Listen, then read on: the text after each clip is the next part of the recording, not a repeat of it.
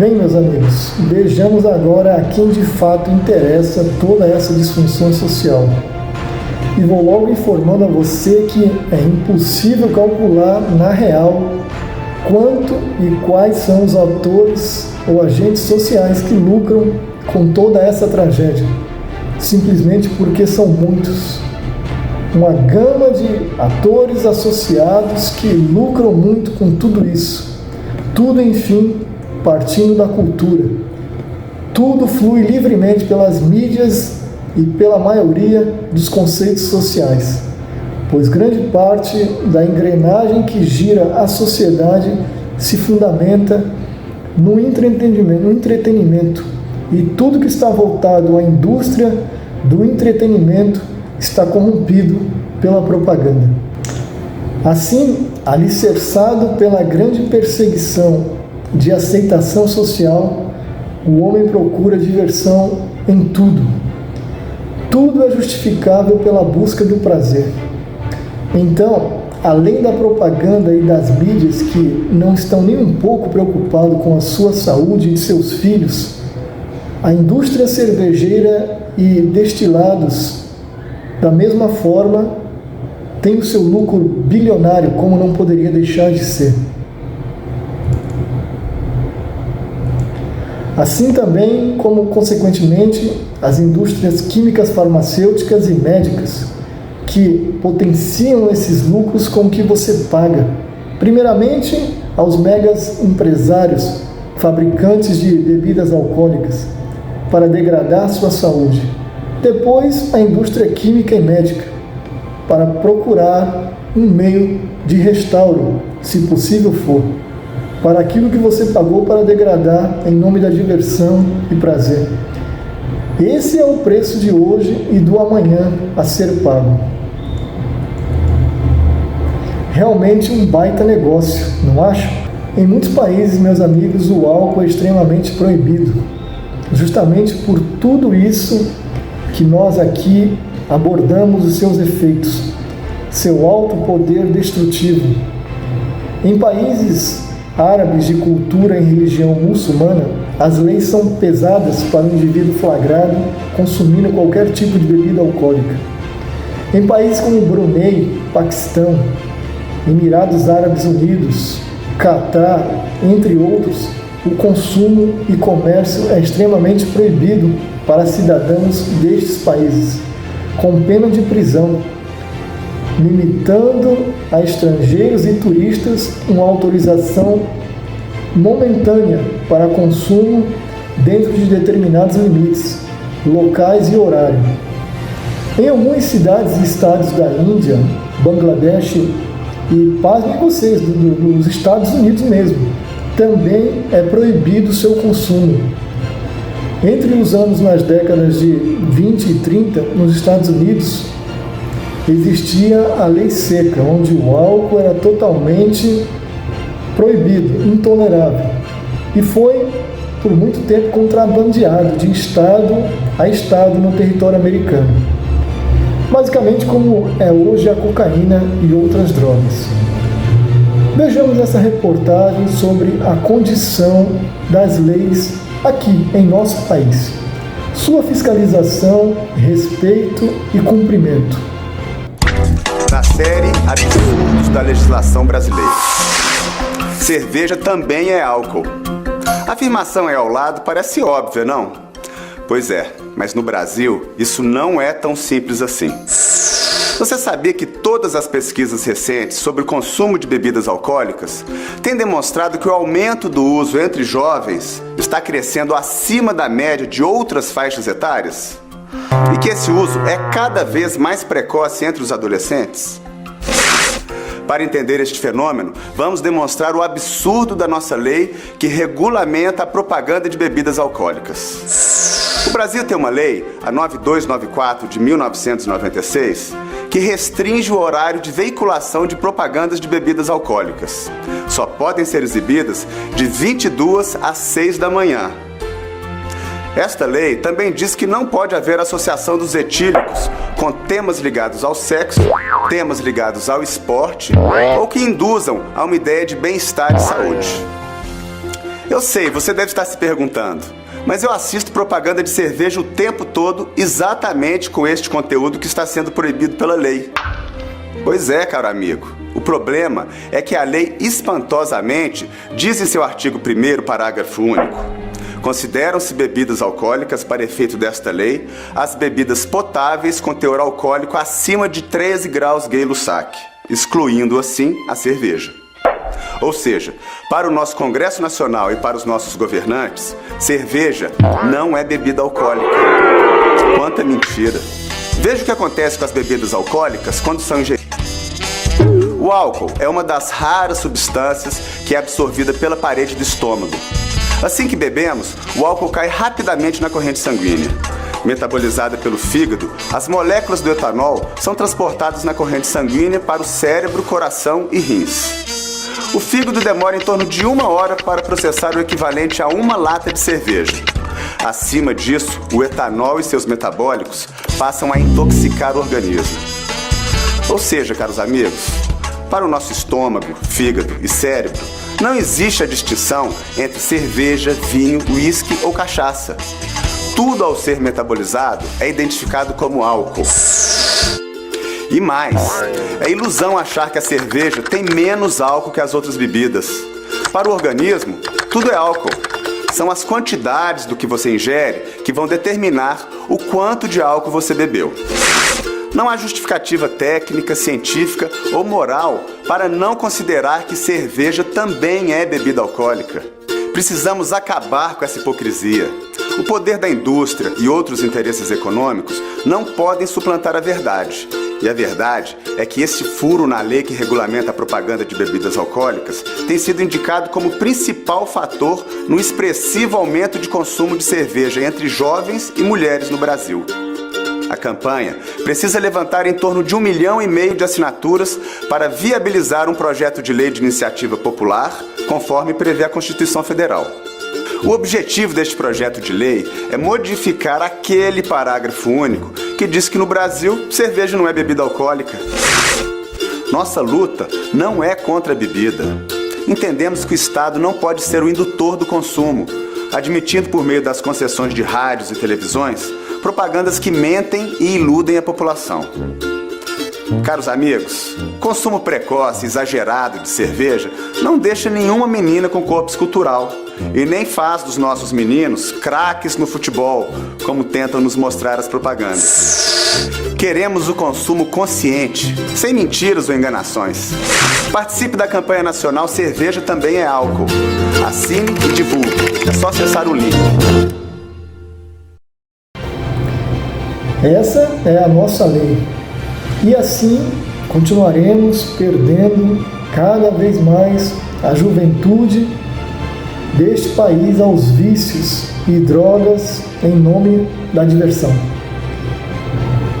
Mas, diante de tudo que já fora exposto aqui, muitos podem ser levados a raciocinar assim, como é costume de muita gente que pensa assim: olha, eu conheço a Bíblia e existem muitos relatos na Bíblia que demonstram que se pode sim consumir certa quantidade de algo, pois até mesmo o próprio Jesus transformou água em vinho, né? E todos beberam. Na Santa Ceia também tinha vinho, e mesmo a ciência e muitos médicos aconselham ofertar determinadas quantidades de álcool ao organismo como algo benéfico e até mesmo preventivo a determinadas patologias. Bem, será mesmo isso coerente e racional? E não se preocupe que não vou eu falar sobre o que penso, porque o que penso não interessa a você, mas somente a mim. Porque também, talvez você poderia levantar tais questionamentos, como por exemplo, quem sou eu para apresentar conselhos sobre saúde? Onde estão minhas credenciais para isso, né? Quem seria eu para falar a você sobre conceitos teológicos? Onde está meu diploma? Bem, apesar de ter mais de 25 anos em que me dedico ao estudo do texto das Sagradas Escrituras e de, paralelamente a esse estudo da Bíblia Sagrada, associar o estudo sobre leis de saúde e regime nutricional e ter o curso ainda que incompleto, voltado às ciências médicas, você teria razão em pensar dessa forma. Então, como não posso aqui apresentar minhas credenciais, mais do que estas aqui já ditas, deixemos que alguém que detenha determinadas credenciais nos esclareça sobre esses pontos levantados. O doutor em Teologia e Arqueologia Clássica, formado pela USP e pela Universidade Hebraica de Jerusalém, o doutor Rodrigo Silva, irá nos explicar melhor sobre esse tema teológico. E depois, um especialista médico, cirurgião bem conhecido do público, com formação em Harvard, também irá dar sua contribuição a esses temas.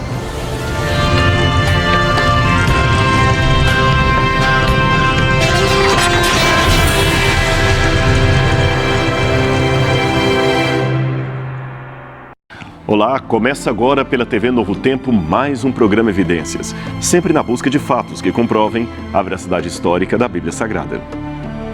No programa de hoje vamos discutir um assunto delicado, o uso do álcool e as escrituras sagradas, especialmente o vinho. Cristãos que seguem os preceitos bíblicos podem beber moderadamente? De acordo com a OMS, Organização Mundial de Saúde, não há vantagem alguma em consumir álcool. No mundo, o uso prejudicial de bebidas alcoólicas está relacionado com 22% dos suicídios, 22% da violência interpessoal, 15% das lesões causadas no trânsito, 30% dos cânceres de boca e garganta, 25% das pancreatites, 12% dos casos de tuberculose, 10% dos cânceres de intestino grosso, 8% dos cânceres de mama, 8% das doenças cardíacas e 50% dos casos de cirrose. Para aqueles que provavelmente têm a Bíblia como conduta de fé e prática, provavelmente não precisariam passar por uma experiência como esta para rejeitarem completamente um copo de cerveja ou uma taça de vinho. Basta seguir os conselhos que estão aqui na própria Palavra de Deus. Quer ver? O vinho é zombador e a bebida fermentada provoca brigas. Não é sábio deixar-se dominar por eles. Provérbios 20, verso 1. Ai dos que são campeões em beber vinho e mestres em misturar bebidas. Isaías 5, 22. Não se embriaguem com vinho, que leva à libertinagem, mas deixem-se encher pelo Espírito. Efésios 5, verso 18. De quem são os ais? De quem as tristezas? E as brigas, de quem são? E os ferimentos desnecessários? De quem são os olhos vermelhos?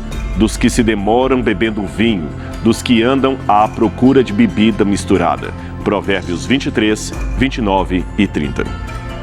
Estes textos parecem claros. Existem, porém, dois problemas que precisamos reconhecer. O primeiro é que muitos teólogos, ao lerem estes e outros textos bíblicos, chegam à conclusão de que a Bíblia não proíbe a bebida nem prescreve a abstinência, salvo em alguns casos. O que ela condena é a embriaguez. Em outras palavras, desde que se beba com moderação, não se pode dizer que aquilo seja um pecado prescrito nas Escrituras. Um texto muito usado para sustentar esta ideia é o que está em Eclesiastes, capítulo 10, verso 19, que diz: O banquete é feito para divertir, e o vinho torna a vida alegre, mas isto tudo se paga com dinheiro. A ideia é que as bebidas alcoólicas estão ligadas à alegria, são agradáveis e podem animar uma festa. O que se precisa é de moderação.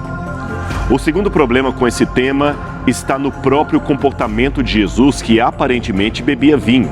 Pelo menos é o que deduzimos da leitura de Lucas, capítulo 7, versos 33 e 34. Porque veio João Batista, que não comia pão nem bebia vinho, e dizeis, tem demônio. Veio o Filho do Homem, que come e bebe, e dizeis, eis aí um homem comilão e bebedor de vinhos, amigo dos publicanos e dos pecadores. E então, como entender isto? Optamos pela abstinência ou pelo ato de beber moderadamente? Antes de entrar no texto bíblico propriamente dito, deixe-me dizer uma coisa para você. Ainda que exista uma ou outra afirmação popular de que beber uma taça de vinho por dia traz benefícios ao coração ou que beber moderadamente é seguro, saiba que nem todos os médicos concordam com isto. Aliás, a coisa não é bem assim.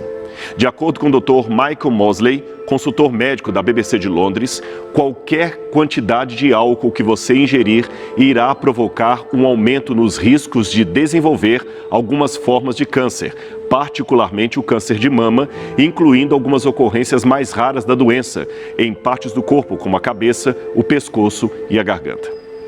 É claro que esses riscos são menores quando se bebe moderadamente, mas eles tendem a crescer rapidamente conforme avance a ingestão de drinks. Sobre a questão de que beber vinho faz bem ao coração, o Dr. Mosley, entrevistando vários outros especialistas, concluiu que a verdade é que as uvas e, por consequência, o vinho têm uma substância chamada resveratrol, que, segundo estudos, diminui os níveis de um tipo de colesterol que pode se acumular nas paredes dos vasos sanguíneos e, no limite, causar obstruções e doenças cardiovasculares. O problema, segundo os especialistas, é que esse benefício só é alcançado se o consumo for numa quantidade muito grande de vinho. E os malefícios desse hábito seriam muito grandes, aliás, tão sérios, que incluiriam todos os riscos de cânceres que eu acabei de mencionar. Portanto, esta vantagem se tornaria pequena diante de tantos malefícios. De fato, segundo o professor Tim Stockwell, diretor do Centro de Pesquisa sobre Dependência Química da Universidade Victoria, no Canadá, há pelo menos 60 diferentes formas do álcool te fazer mal ou te matar. E não apenas por meio de doenças óbvias como as de fígado. O consumo de bebida alcoólica em qualquer quantidade aumentaria o risco de mulheres desenvolverem câncer de mama. Teríamos 10% a menos de mortes no mundo por causa dessa doença se ninguém bebesse. Bem, a conclusão que tiramos de tudo isto é que não há vantagem bioquímica alguma no hábito de beber. O máximo que o consumo moderado pode trazer são eventuais, repito, eventuais benefícios sociais. Mas, voltamos à pergunta. E quanto à Bíblia? O que ela, de fato, defende e o que ela condena? Para começo de conversa, eu sei que alguns podem dizer que não há nos 10 mandamentos nenhuma ordenança do tipo não beberás. Isto é verdade. Mas ali estão resumidos os princípios éticos de Deus e não detalhe por detalhe de tudo o que se deve ou não fazer. Não está tudo ali. Por exemplo, ali não diz não escravizarás. Ali não diz não terás práticas racistas ou preconceituosas.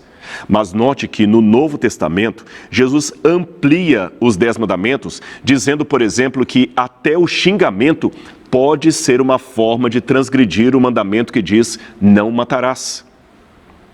Pois bem, vamos ver então o que o texto bíblico diz. Esta é a palavra mais comum na Bíblia para vinho, se lê oinos. O dicionário afirma que oinos é um termo geral para vinho e podemos classificar isto como se referindo tanto ao vinho fermentado ou embriagante quanto ao suco de uva natural ou não fermentado. Nesse caso, oinos é definido pelo contexto, que ajudará a definir qual dos vinhos a palavra se refere. Aristóteles, por exemplo, escreveu no tratado Meteorológica o seguinte: alguns tipos de vinhos, oinos, como por exemplo o vinho não fermentado, glaucos, se solidificam quando fervidos. Como você pode ver, Aristóteles claramente usa a palavra oinos para falar de um suco de uva ou de um vinho não alcoólico. Agora, vamos ver mais alguns exemplos.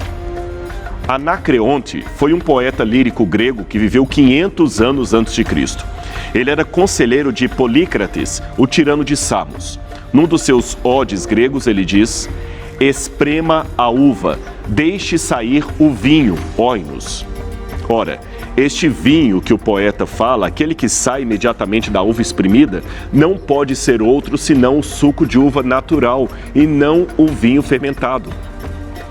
Nicandro, que viveu no 2º século a.C., também escreve a respeito de espremer uvas, e ele chama de oinos o suco daí produzido. Estes são apenas alguns exemplos, mas eu poderia dar outros. Agora, como eu falei, a palavra oinos pode referir-se tanto ao vinho fermentado ou alcoólico, quanto ao suco de uva. É o contexto que determina. Por exemplo, quando Paulo diz: "Não vos embriagueis com vinho", Efésios 5, verso 18, é claro que estava se referindo ao vinho alcoólico. Por outro lado, quando lemos no Apocalipse, capítulo 19, verso 15, Cristo pisando o lagar do vinho da ira de Deus, evidentemente estava falando de um vinho, a princípio, não fermentado, pois é aquele vinho recém-espremido com os pés. Agora, antes de falar dos termos hebraicos e aramaicos para vinho no Antigo Testamento, é importante lembrar o seguinte: por volta do ano 200 a.C., os judeus fizeram uma tradução grega do Antigo Testamento, a qual chamaram Septuaginta. Pois bem, nesta versão grega dos judeus, eles usaram o termo oinos para traduzir diferentes palavras hebraicas, tanto referentes ao vinho fermentado quanto ao suco de uva, o que permite concluir que os autores, tanto do Antigo Testamento como os do Novo Testamento, aqueles que escreviam em grego, claramente entendiam que oinos, fora do contexto, poderia ser um termo dúbio. Noutras palavras, vinho na Bíblia não é exatamente em todos os termos, em todos os textos, um vinho alcoólico, como muitos imaginam. Agora, é claro que existem também outras palavras gregas mais raramente usadas e que são inequívocas para falar do vinho fermentado ou não fermentado. Por exemplo, gleukos, que aparece em Atos 2, verso 13, e síkera, que aparece em Lucas, capítulo 1, verso 15.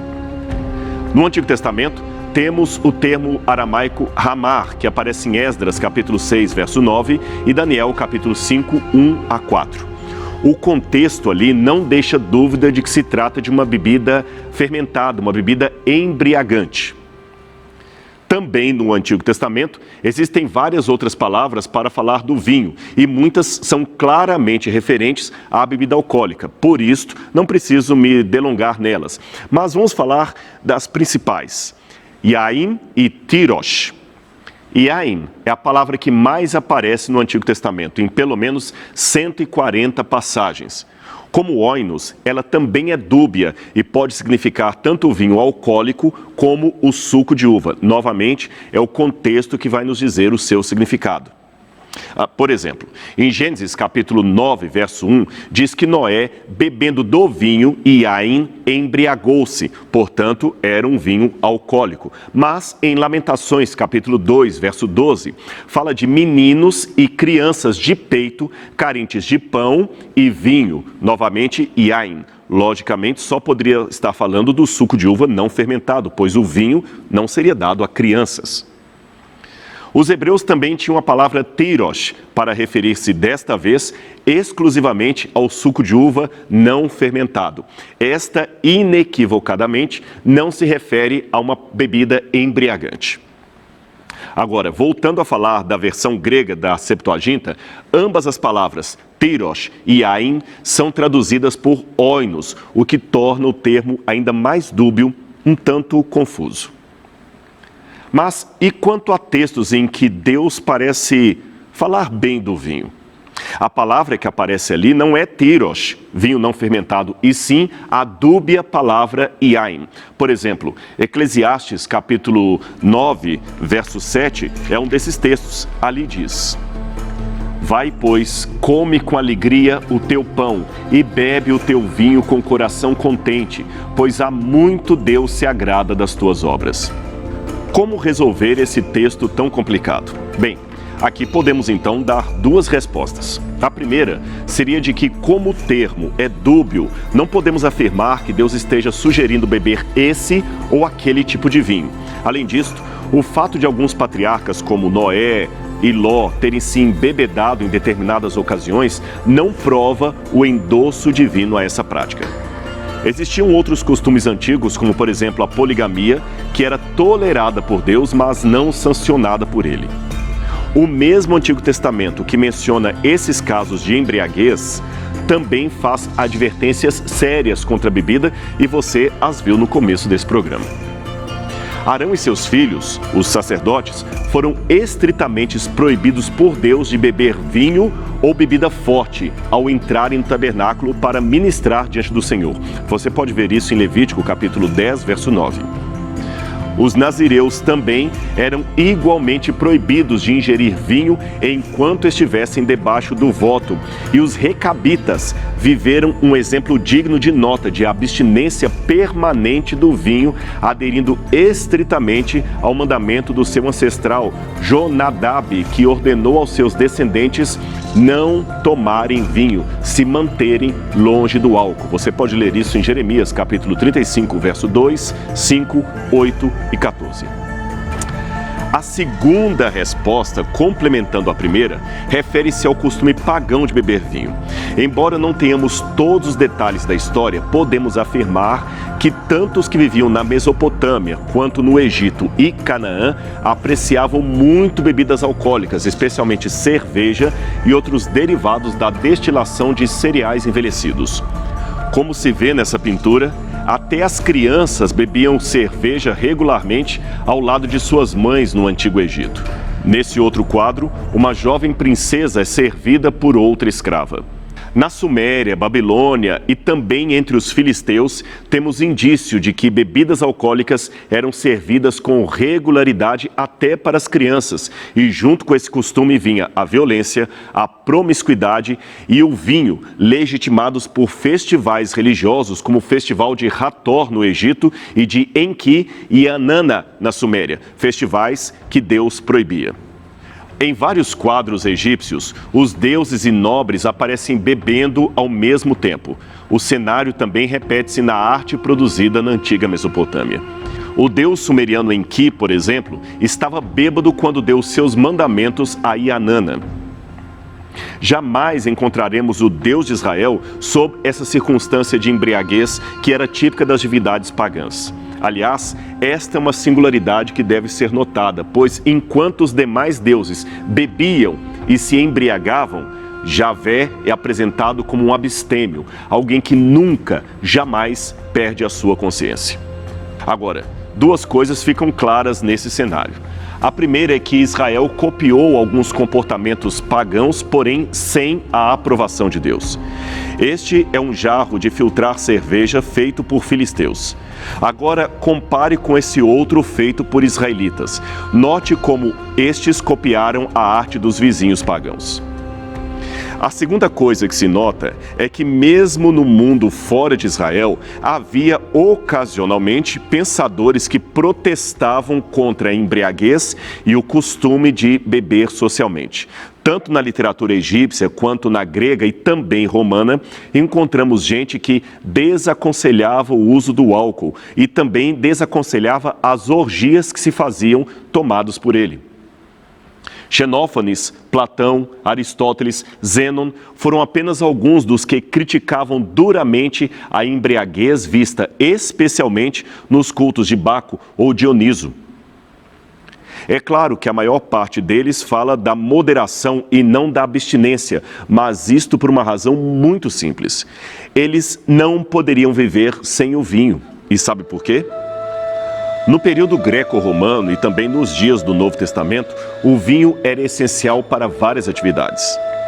O tratamento de feridas, a anestesia, a asepsia de machucados e instrumentos médicos, remédio e purificação d'água envolviam o uso do vinho.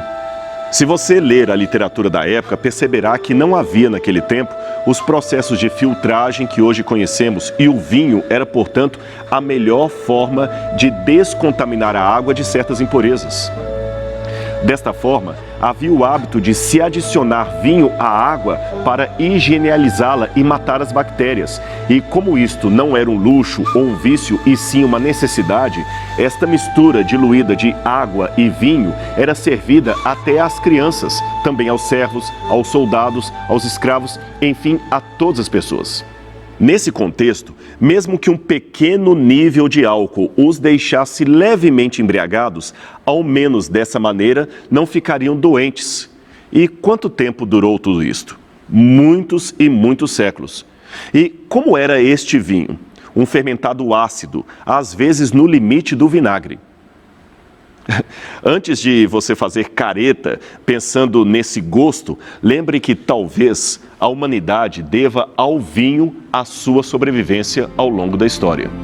Provavelmente esta foi a razão de Paulo aconselhar Timóteo a não tomar apenas água, mas um pouco de vinho por causa dos seus problemas estomacais. Ou seja, Paulo estava aconselhando o seu discípulo a purificar a água antes de bebê-la, o que, aliás, mostra que Timóteo era abstêmio. Caso contrário, não teria sentido tal conselho dado por Paulo. Provavelmente por esta razão e para evitar a embriaguez, os gregos e os romanos tomavam vinho misturado com água. Beber vinho puro era considerado primitivo por eles. Tanto é que veja o que escreveu Caio Valério Cátulo, um promíscuo poeta erótico do primeiro século a.C. Ó garoto que serve o vinho de idosos senis, traga copos mais encorpados. Assim ordena Postúmia, a senhora dos vinhos. Uva alguma é tão suculenta quanto ela. Mas afasta-te, ó água, pois és a ruína dos vinhos. Vá para longe. Os filósofos podem até te apreciar, mas aqui quem manda é o filho de Semele, e ele quer vinho puro.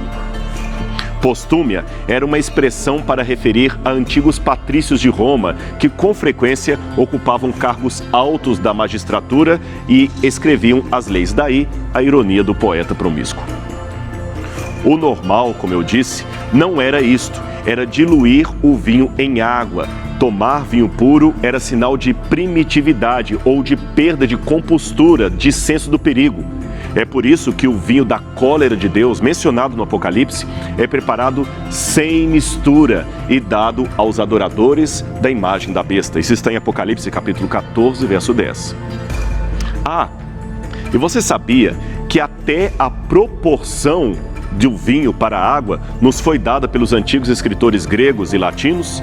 Ela era da ordem de mais ou menos 1 parte de vinho para 10 de água, ou, em alguns casos, de 3 para 1. Então, a maioria dos vinhos de mesa que as pessoas bebiam no antigo mundo do Novo Testamento era diluído em grandes proporções de água. Havia até diluições maiores. Séculos antes do Novo Testamento ser escrito, Homero descrevia na Odisseia a colheita de uvas durante o outono.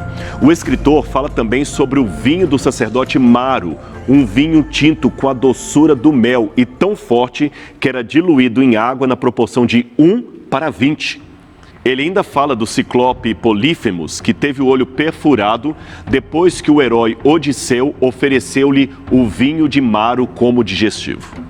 Como o ciclope estava acostumado com o fraco vinho da Sicília, depois de provar o poderoso vinho de Maro, caiu num sonho profundo, o que deu a Odisseu a chance de arrancar-lhe o olho.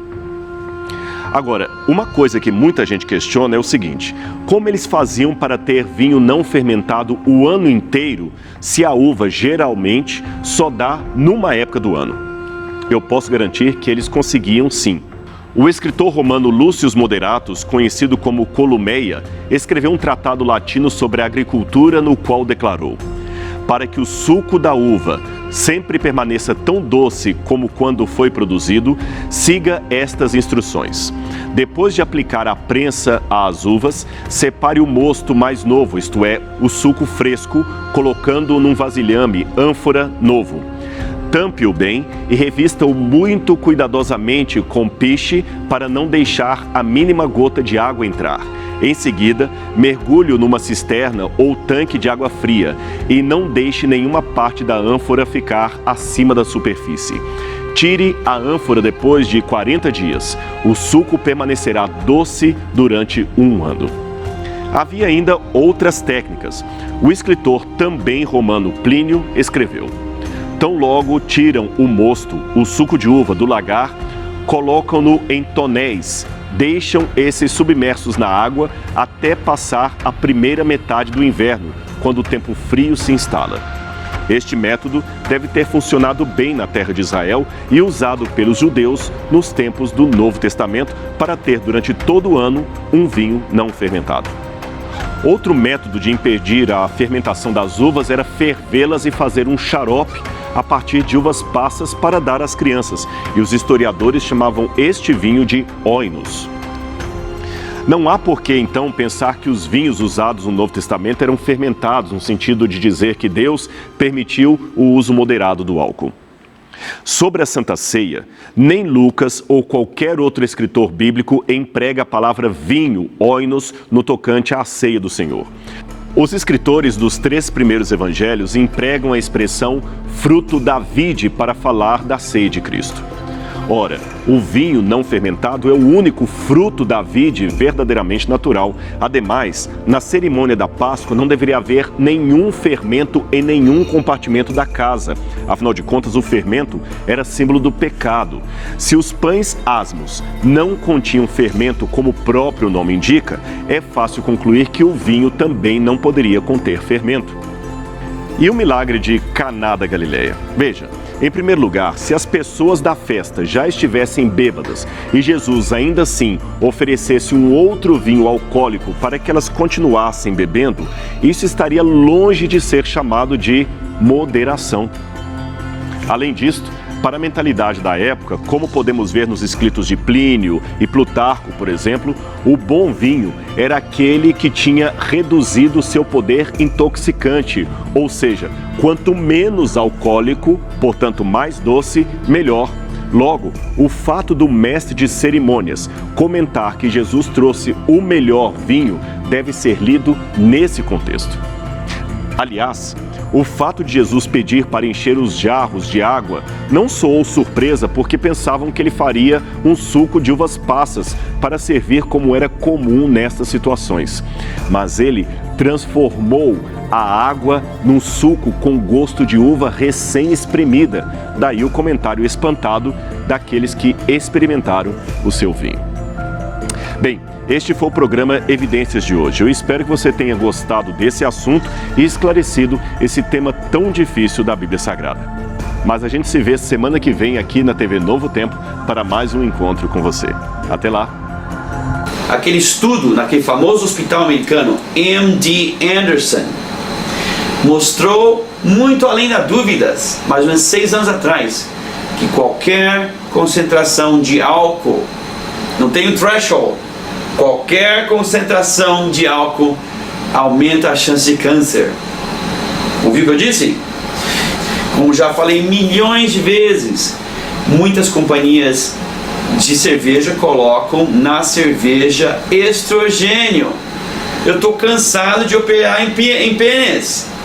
Olha, eu estou vendo uma epidemia, pergunta para as baby, uma epidemia em microfalos, essa palavra que a gente usa na cirurgia plástica, microfalos, que é pênis pequeno, pintinho, por causa do exagero do estrogênio nas bebidas alcoólicas. Por isso que todo cara que bebe muita cerveja tem ginecomastia, tetinho de mulher e pintinho, ok? Então, gente, eu amo vocês, porque eu sou o rei da beleza e o rei da saúde. Eu sou, na verdade, tarado pelo Brasil. Então, próxima vez, vamos se cuidar. Muitas vezes somos levados pela cultura a nos enganar a nós mesmos, meu amigo. Mas a realidade é que o álcool, assim como a maioria das drogas, está associado a tragédias e desgraças sociais. Vejam que esse cantor famoso opinou sobre o álcool em uma entrevista a um importante programa de televisão. Mas não tem favela em que você tem confronto entre quem é a organização da favela, os moradores, a associação dos moradores e os comerciantes, como você chama? Por exemplo, quem dá segurança para os comerciantes da favela? Quem protege a favela? A polícia protege? São perguntas, né? Perguntas gera outras, né? Eu estou perguntando, quem protege? Não sei. Você acha, então, você vê a coisa como se fosse uma guerra? Não vejo como guerra, eu vejo como uma situação. Mas o traficante protege de quem? Protege dele mesmo? Não, ele protege do sistema, ele protege, ele já é entre aspas, vocês chamam de traficante, chamam de comerciante. O cara que comercializa cocaína, vamos dizer assim, já abertamente, ou a maconha, ou qualquer outro tipo de... Ele é um comerciante, como qualquer outro. Sim, mas eles que têm um leva sistema as pessoas para a cadeia ou para o cemitério, né? Agora, o dono da 51 não tira a cadeia pelos litros que ele vende. A Ambev, ninguém vai para a cadeia. Toma 4 garrafas de cerveja, você vai ver se não bate o carro. Você vira o super-homem na marginal, mano. Ele não vai tirar a cadeia. O filho dele não vai ficar manchado como o filho desse presidiário. O que faz mais mal? Uma dose de 51 ou um cigarro de maconha? Não, mas a gente tem uma discussão então sobre Não, mas eu não estou te perguntando se você usa. Falou Aí você, entra a questão da legalização. O que faz mais mal? Teria que ter um médico aqui. Vamos falar de droga, tem que ter um médico. Não, nem precisa usar para saber. Isso dá para responder. É o 51. Certo, disparado. então ele não está preso. Esses caras não vão presos. Porque eles não são preto, não são, certo? Não são morador de favela, não são morador de periferia, eles não vão preso. Agora, um comerciante de maconha, ele vai preso. Um usuário, ele vai preso.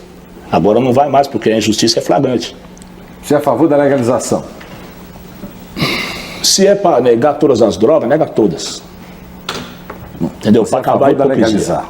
Não, não sou a favor de nada. Não. Vamos dizer assim, eu sou a favor que todo mundo vivesse bem, não precisasse de droga nenhuma para entender nada. Que você conseguisse entender o mundo que você vive sem usar nada. Eu sou a favor disso. Mas quando você passa a não entender o mundo que você vive, você recorre a alguma coisa, quem sou eu para dizer que ele é isso, ele é aquilo, ele é B, ele é C, ele é traficante, ele é usuário? Eu não sou ninguém, meu. São situações. Você vive uma situação hoje que você está bem, você é jornalista, você opina, você fala, forma opinião. Amanhã você não sabe, irmão. Então, meus amigos, sejamos sóbrios em tudo e a todo instante. Eu não quero aqui expor nenhum tipo de pré-julgamento, até porque quem vai julgar as obras de cada um de nós é Deus, como está escrito. Aos homens está ordenado morrerem uma só vez, vindo depois disto o juízo. Hebreus capítulo 9, versículo 27. Porque importa que todos nós compareçamos perante o tribunal de Cristo, para que cada um receba segundo o bem ou o mal que tiver feito por meio do corpo.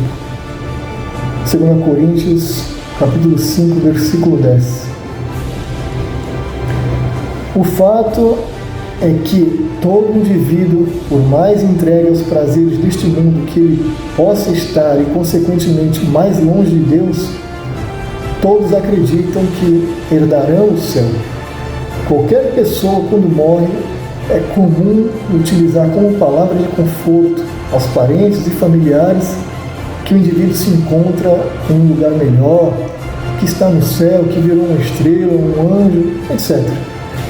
Mas com base em que se pode afirmar tal coisa?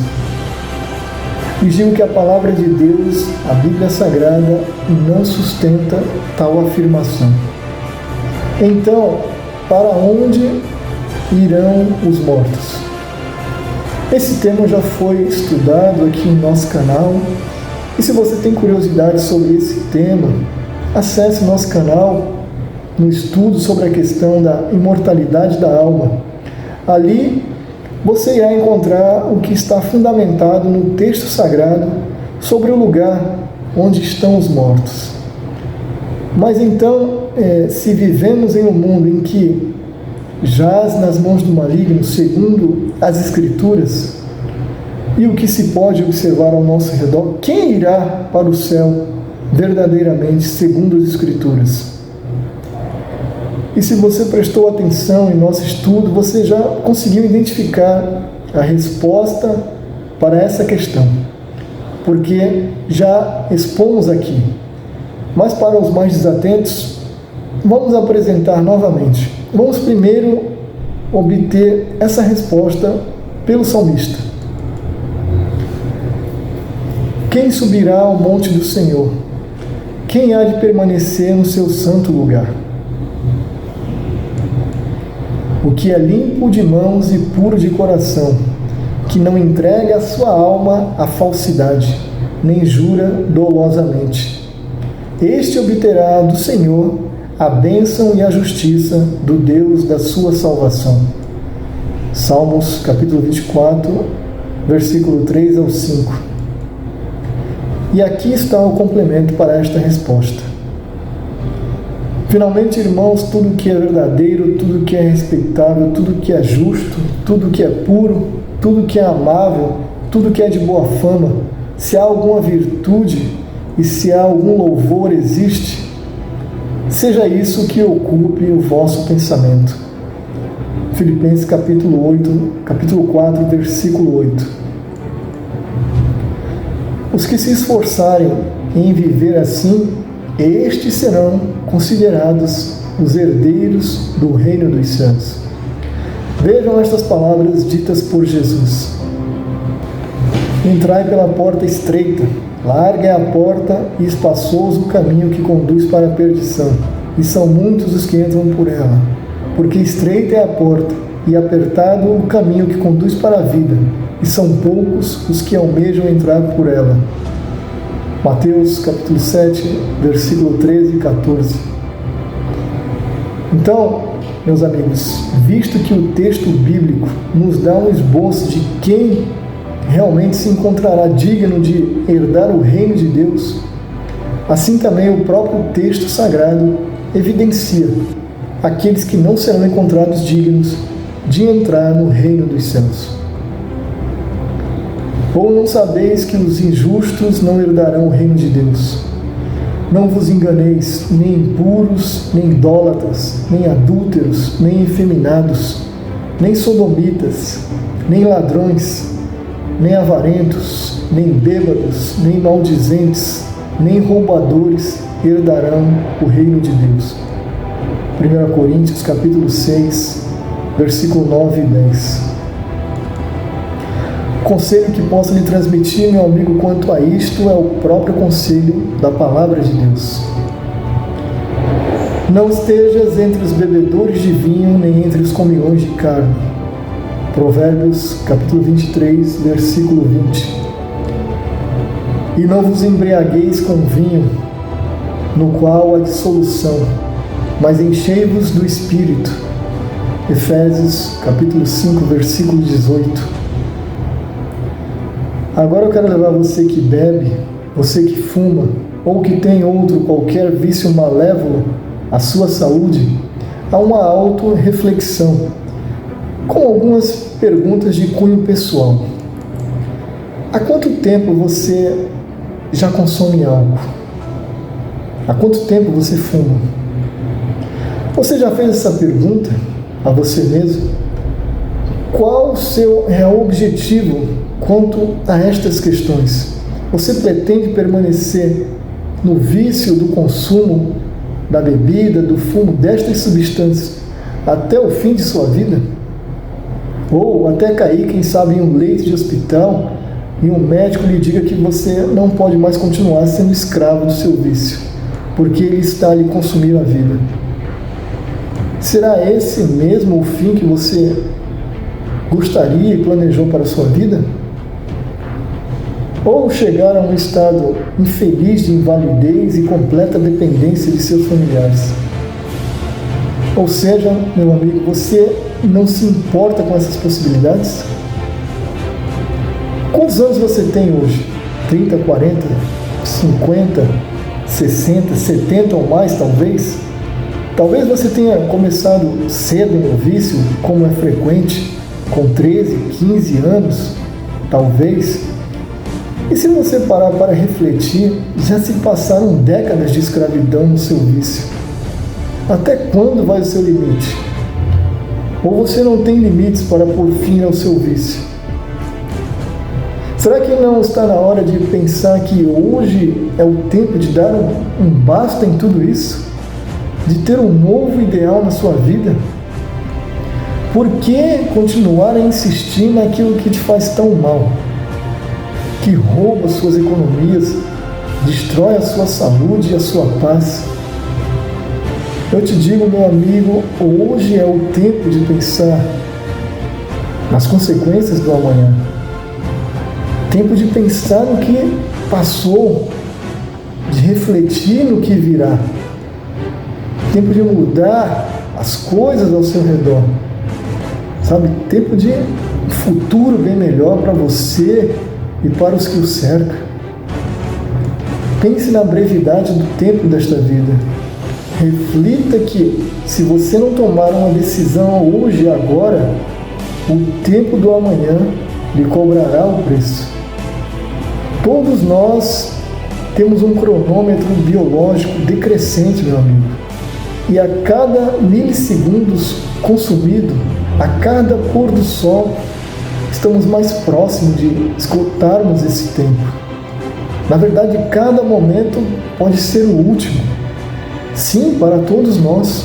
Contudo, o estilo de vida que levamos pode acelerar e abreviar esse tempo. Sim, e portanto, muita coisa podemos e devemos fazer para postergar esse tempo.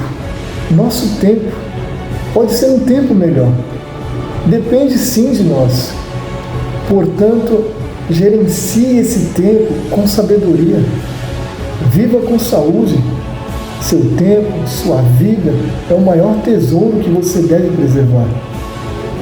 Ao refletir sobre essa responsabilidade que temos a respeito do nosso tempo, Frei Antunes das Chagas, franciscano português, escreveu no século XVII um belo poema intitulado Conta e Tempo, o qual passo a compartilhar com vocês agora. Deus pede estrita conta do meu tempo, e eu vou do meu tempo dar-lhe conta. Mas como dar do meu tempo tanta conta? Eu que gastei sem conta tanto tempo. Para dar a minha conta feita a tempo, o tempo me foi dado, e eu não fiz conta. Não quis tanto tempo fazer conta. Hoje quero fazer conta e não há tempo. Ó vós que tendes tempo sem ter conta, não gasteis o vosso tempo em passatempo. Cuidai, enquanto é tempo, de vossa conta, pois aqueles que sem conta gastam tempo, quando o tempo chegar de prestar conta, chorarão como eu, por não ter mais tempo.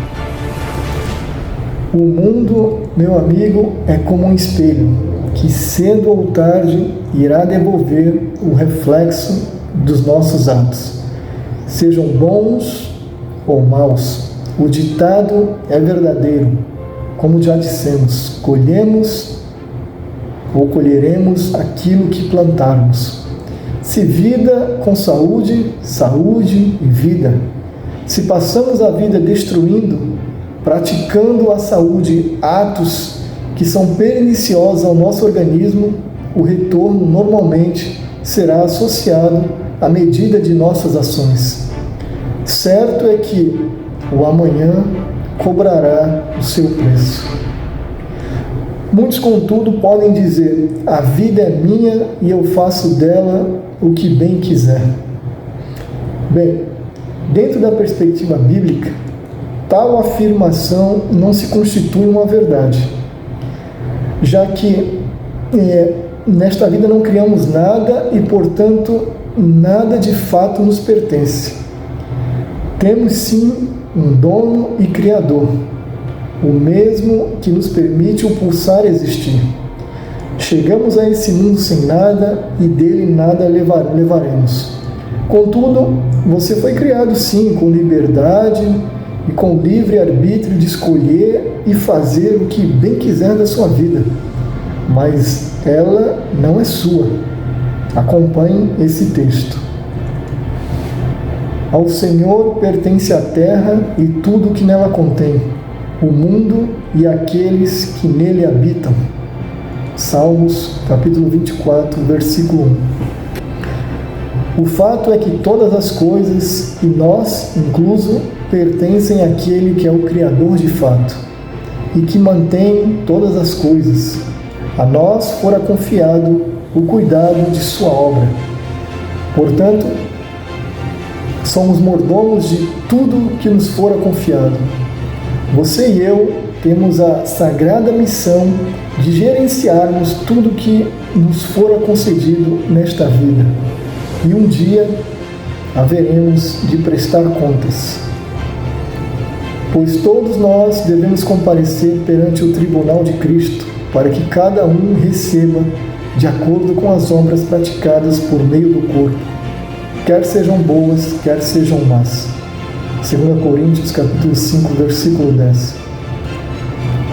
Muitas vezes, pela influência cultural, da propaganda ou mesmo de nossas fraquezas e debilidades, somos condicionados a seguir a própria consciência, a fim de determinar por nós mesmos o que é certo ou errado, bom ou mal para a nossa vida. E assim vivemos em conformidade com isto. Mas se atentarmos os ouvidos e o coração para escutarmos as palavras do clamor provinda do livro sagrado, passaremos a enxergar o precipício para o qual caminhamos. Há caminho que ao homem parece direito, mas ao cabo dá em caminho de morte. Provérbios, capítulo 14, versículo 12. Enganoso é o coração mais do que todas as coisas, e desesperadamente corrupto. Jeremias, capítulo 17, versículo 9. O que estas palavras querem dizer é um alerta para o poder autodestrutivo de nossas condutas e nos apegarmos por demais aos nossos erros, de tal modo que nossos hábitos estejam associados a condutas malévolas e que condicionem assim nossos pensamentos, obras, personalidade e caráter. Há no coração do ímpio a voz da transgressão, não há temor de Deus diante de seus olhos, porque a transgressão lhe dá prazer. Portanto, renega o discernimento. Sua conduta é indiferente ao que é direito. Detém-se em caminhos que não é bom. Não se desapega do mal. Salmos, capítulo 36, versículo do 1 a 4. Percebe como o texto bíblico descreve as atitudes do homem ímpio como alguém que se agarra ao que não é bom e não quer largar? Conscientemente, ele sabe que segue um mau caminho e que irá se precipitar, mas renega o conhecimento e não quer mudar de direção. Portanto, meu amigo, confiar em nossos sentimentos é um modo garantido de agirmos erradamente e padecer em suas consequências. Muito mal tem sido cometido por pessoas que estavam convencidas de que suas motivações estavam corretas. Reflita nisso. Hitler achava que estava correto em suas ambições. Mussolini, Mao Tse-tung, Stalin, Lenin e tantos outros cábulas e carrascos que cometeram diversos crimes e barbáries contra a humanidade, eles achavam e estavam certos de que estavam seguindo um caminho que para eles parecia direito, um caminho que deveria ser seguido, que precisava ser seguido, e nada mais importava senão aquele caminho. Será mesmo? Quanta tragédia poderia ter sido evitada se esses homens e tantos outros tivessem sido sensíveis por um instante à voz do clamor da palavra de Deus. E à medida que permitissem serem influenciados pelo Espírito Santo de Deus e aprendido realmente a distinguir o certo do errado, o bem do mal, quantas vidas poderiam terem sido poupadas? Quanto aos viciados, se da mesma forma pudessem abrir os olhos e ouvidos ao conselho e direção divina, quanto sofrimento pessoal e alheio não poderiam ter sido evitado? Quantas tragédias, quantas catástrofes, quanta enfermidade poderia sequer ter se manifestado e consumido tantas vidas? A verdade, meus amigos, é que, deixado às nossas próprias inclinações ou mesmo aos nossos próprios sentidos, podemos nos tornar presas fáceis dos enganos de Satanás. Não seja, meu amigo, Seja a mudança que você quer nesse mundo, comece em você e por você essa mudança. Tenho certeza que você, assim como eu, gostaria de viver num mundo bem melhor, um mundo sem essas tragédias, sem sofrimentos, sem dores, sem abandonos, sem violência, sem enfermidade. Embora seja algo impossível para a nossa realidade neste mundo, que tal começar em você mesmo a buscar vivenciar essa realidade? Se, porém, isso que almejamos não se pode realizar por completo, tenho certeza que, ao menos em nossas vidas e famílias, uma porcentagem considerável se tornará uma realidade aqui e agora. Tenho certeza que, ao menos longe dos vícios e dos problemas correlacionados a eles, você e sua família estará. Permita renascer em você um novo ser. Permita ser liberto e você verá que as demais coisas necessárias em sua vida o Criador lhe proverá. Você vive seus dias indignados, tenho certeza, com os rumos deste mundo. Parabéns! Esse é o pensamento certo. Contudo, a prática precisa ser evidenciada em nossas vidas e condutas. Seja oposição a esse mundo, meu amigo. Não compactue com seus caminhos de morte. Mostre em sua vida que você é diferente de tudo que você percebe de mal neste mundo. E que sua vida não se associa com estes caminhos, assim como ensina a palavra de Deus. E não vos conformeis com este mundo, mas transformai-vos pela renovação do vosso entendimento, para que experimenteis qual seja a boa, agradável e perfeita vontade de Deus. Romanos capítulo 12, versículo 12. Mas se você disser, olha, eu não acredito na Bíblia, não acredito nesse livro como palavra de Deus, tudo bem, não há problemas, mas permita lhe dirigir uma outra pergunta, outras questões. Em que você acredita, afinal? Aquilo que você acredita está fundamentado em quê? Vamos lá. Vamos realizar um outro raciocínio, um outro exercício de reflexão. E vamos buscar uma conscientização. Digamos que você esteja certo e eu errado. Digamos que a Bíblia futuramente será considerada uma farsa completa, um mito. Bem, eu não bebo, não fumo, não uso drogas, não tenho vícios e outras mais coisas que procuro também me abster, como, por exemplo, não como carne de porco e muitas outras coisas mais.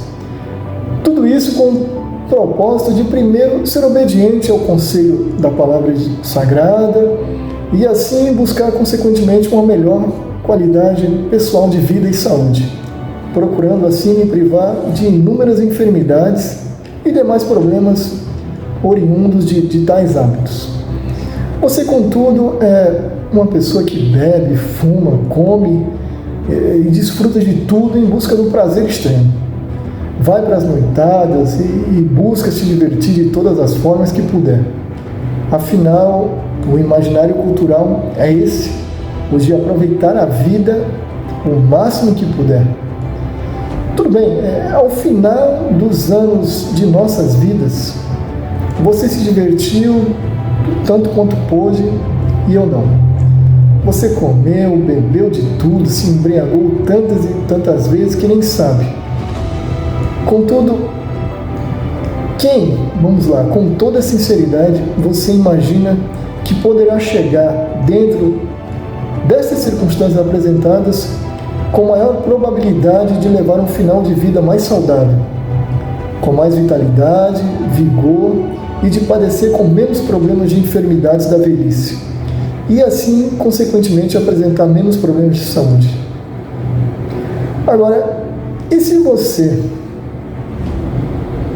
que não acredita estiver totalmente errado, e eu que creio ser a Bíblia a palavra de Deus, e me esforço para obedecer e seguir os seus conselhos e ditames, estiver certo, e a Bíblia for a verdade da palavra de Deus revelada aos homens, a qual é como uma guia para a vida, um mapa para o céu e para a vida eterna, orientando seus filhos a se absterem de todas estas coisas condicionadas aos prazeres deste século, deste mundo que jaz nas mãos do maligno, do inimigo de Deus e dos homens.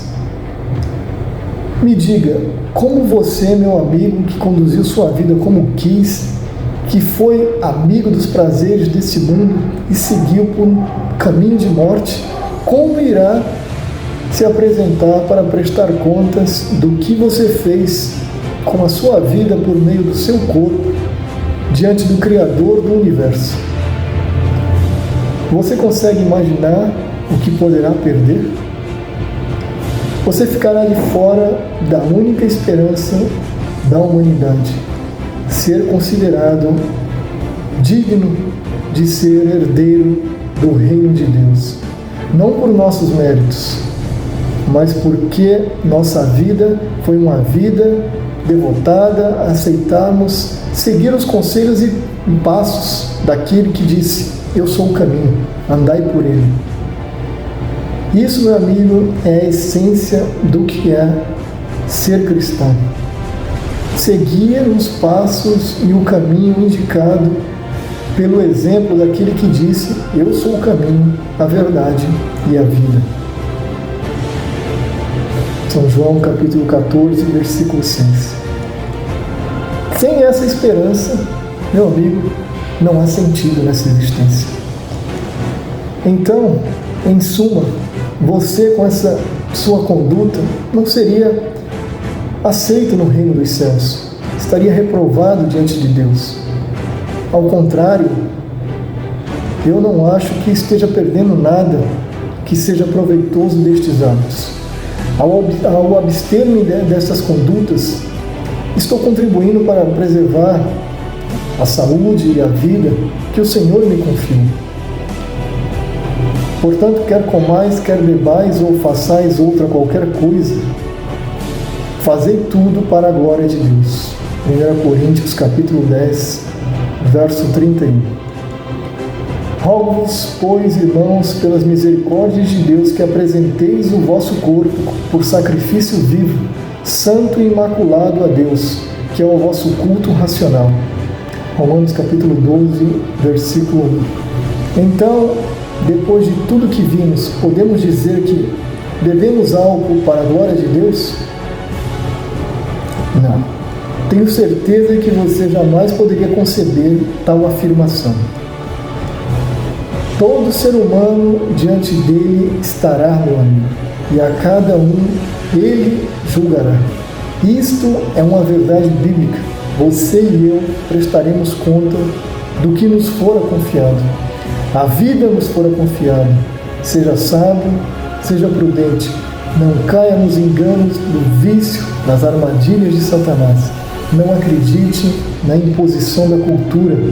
Não acredite na propaganda, nos filmes de Hollywood ou na indústria cinematográfica, onde enganos e mentiras são impulsionados e, como um tsunami, arrasta após si mais da terça parte dos homens na Terra em todas suas gerações já existentes. E um dos enganos do pai da mentira é que, por milênios, tem enganado os homens na Terra ao fazerem acreditar que após a morte as pessoas mudam suas personalidades, seus hábitos, seus desejos e suas condutas. É comum e tradicional o saber cultural que pessoas ao morrerem irão para o céu e assim desfrutarão uma nova realidade de existência e que tudo aqui fora deixado para trás. E instantaneamente, se a pessoa foi considerada uma boa pessoa, ela tem seu lugar reservado no céu, junto aos santos anjos, na companhia do Senhor. E ao contrário, se o cidadão foi considerado uma má pessoa, esse irá para uma outra realidade, para sofrer. Contudo, a pergunta é: onde está fundamentado tal afirmação? Baseado em que as pessoas acreditam nesse saber cultural? Quem é que define se uma pessoa aqui foi boa em sua existência e a outra foi má? Seria a conceituação e julgamento do próprio ser humano? Veja o que a palavra de Deus nos diz sobre nossos atos de bondade. Mas todos nós somos como o imundo, e todas as nossas justiças como o trapo da imundícia. Todos nós murchamos como a folha, e as nossas iniquidades como um vento nos arrebatam. Isaías capítulo 54, versículo 6. Como está escrito, não há justo, nenhum sequer. Não há quem entenda, não há quem busque a Deus. Todos se extraviaram, algumas se fizeram inúteis. Não há quem faça o bem, não há nenhum sequer. Romanos capítulo 3, versículo 10 a 12. Pois todos pecaram e carecem da glória de Deus. Romanos 3, 23. Lhes digo, meus amigos, que a palavra de Deus não compactua com tal ensinamento e que o mesmo é errôneo do ponto de vista bíblico. Porque os vivos sabem que hão de morrer, mas os mortos não sabem coisa nenhuma, nem tampouco terão eles recompensa, porque a sua memória jaz no esquecimento. Eclesiastes, capítulo 9, versículo 5. Tudo quanto te vier à mão para fazer, faze-o conforme as tuas forças, porque na sepultura para onde tu vais não há obra, nem projeto, nem conhecimento, nem sabedoria alguma. Eclesiastes capítulo 9, versículo 10.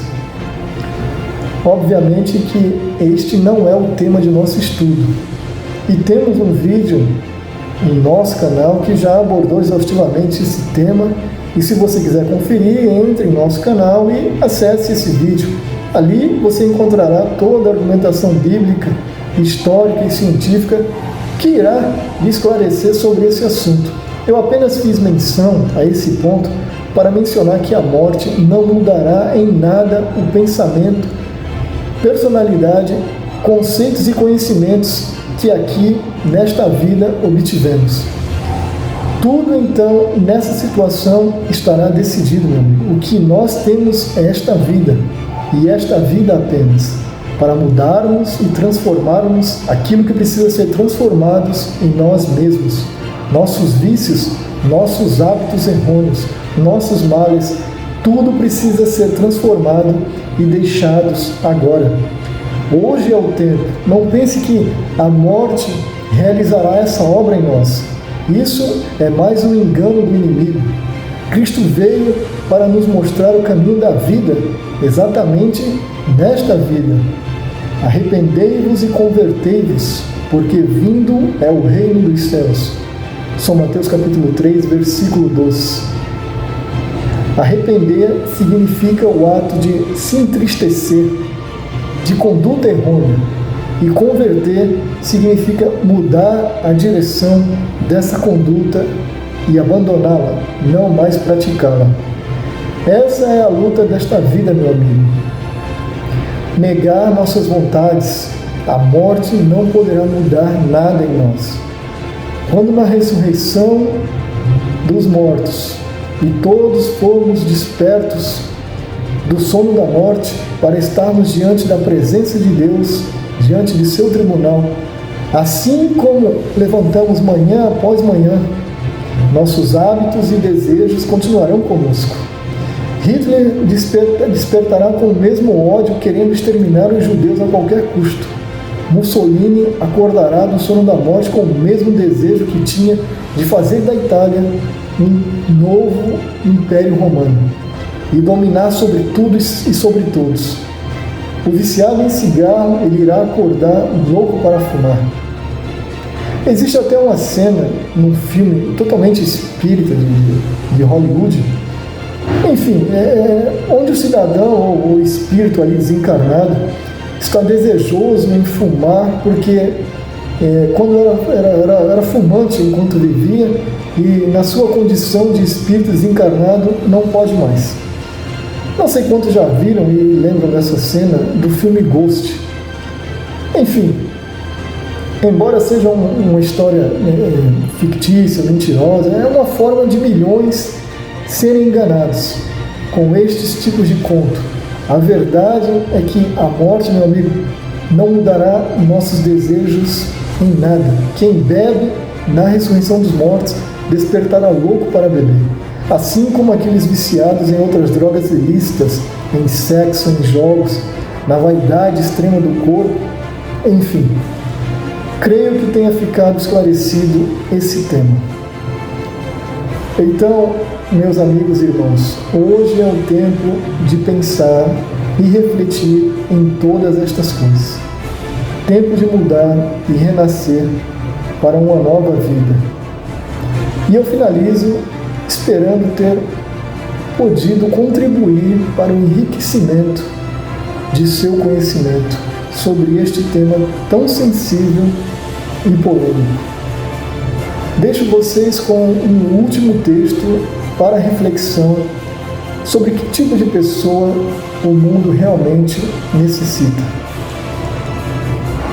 A maior necessidade do mundo é a de homens. Homens que não se comprem, nem se vendam. Homens que no íntimo da alma sejam verdadeiros e honestos. Homens que não temam chamar o pecado pelo seu nome exato. Homens cuja consciência seja tão fiel ao dever como a bússola o é ao polo. Homens que permaneçam firmes pelo que é reto, ainda que caiam os céus. Que o Senhor, meu amigo, lhe abençoe e lhe guarde. Que o Senhor esteja atento ao seu mais sincero clamor.